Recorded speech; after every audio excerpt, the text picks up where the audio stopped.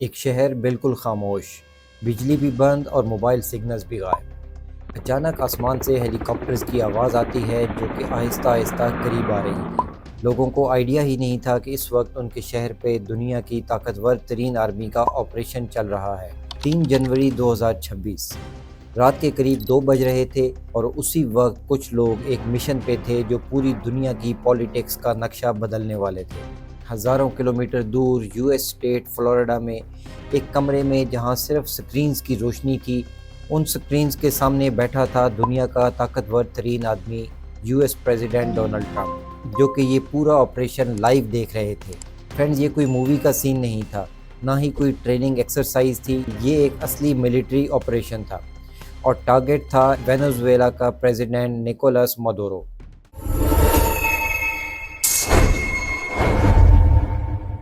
سوال یہ ہے کہ رات کے اندھیرے میں یہ سب کیوں ہوا، اور کیا واقعی دنیا اتنی بدل چکی ہے کہ اب کسی بھی ملک کے لیڈر محفوظ نہیں؟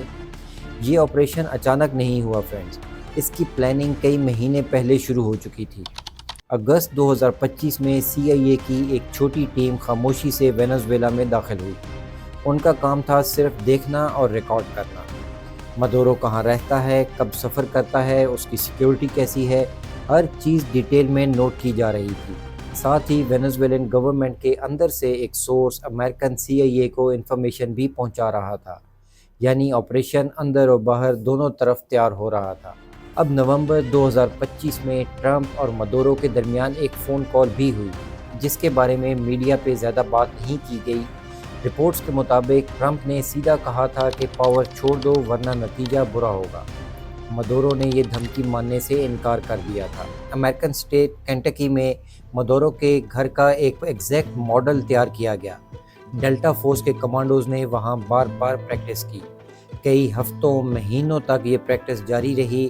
ہر دروازہ، ہر سیڑھی، ہر کمرہ، سب کچھ یاد کر لیا گیا۔ ڈیلٹا فورس کے کمانڈوز اس حد تک تیار تھے کہ کس کمرے میں کہاں سے انٹر ہونا ہے اور ان کا ایگزٹ پلان کیا ہوگا اور آپریشن کب کرنا ہے۔ اس کا فائنل ڈیسیژن کرسمس نائٹ کو ہی ہو چکا تھا، لیکن فوری طور پہ یہ ملٹری آپریشن ایگزیکیوٹ نہیں ہو سکا۔ آڑے آ رہا تھا موسم۔ 2 جنوری 10:46 پر فائنل گرین سگنل مل گیا۔ 150 سے زیادہ ملٹری ایئر کرافٹ اس آپریشن میں شامل تھے، جو کہ مختلف ایئر بیسز سے اڑان بھر چکے تھے۔ پہلا حملہ سائبر اٹیک تھا۔ کراکس کی بجلی بند کر دی گئی، شہر پورا اندھیرے میں ڈوب گیا۔ اس کے بعد راڈار اور ایئر ڈیفنس سسٹم کو نشانہ بنایا گیا تاکہ ہیلی کاپٹرز بنا کسی رکاوٹ کے شہر میں داخل ہو سکیں۔ زمین سے صرف 100 سے 150 فیٹ اوپر یہ ہیلی کاپٹرز اڑتے ہوئے کراکس کی طرف بڑھ رہے تھے۔ 2:01 پر ہیلی کاپٹرز مادورو کے کمپاؤنڈ پر پہنچ گئے۔ سیکیورٹی گارڈز نے فائرنگ شروع کر دی۔ ایک ہیلی کاپٹر ہٹ بھی ہوا مگر مشن روکا نہیں گیا۔ کمانڈوز روپس کے ذریعے بلڈنگ میں اتر گئے۔ 3 منٹ کے اندر وہ بیڈ روم تک پہنچ چکے تھے۔ مادورو اور ان کی بیوی نیند میں تھے۔ آواز سن کر مادورو سیف روم کی طرف بھاگا۔ مادورو کے گھر میں یہ اسٹیل انفورس سیف روم ہر چیز سے محفوظ رکھنے کے لیے کافی ہے، لیکن بدقسمتی سے مادورو اس روم کا دروازہ بند نہیں کر پایا۔ صرف 5 منٹ میں وینزویلا کا پریزیڈنٹ امریکن کسٹڈی میں تھا۔ اگلے ہی منٹ میں ڈیلٹا فورس کے کمانڈوز مادورو کو اپنے ساتھ لیے ہیلی کاپٹرز پہ نکل گئے۔ ان کا نیکسٹ سٹاپ تھا گوانتانامو بے اور پھر نیو یارک ایک ملٹری ایئر بیس پر۔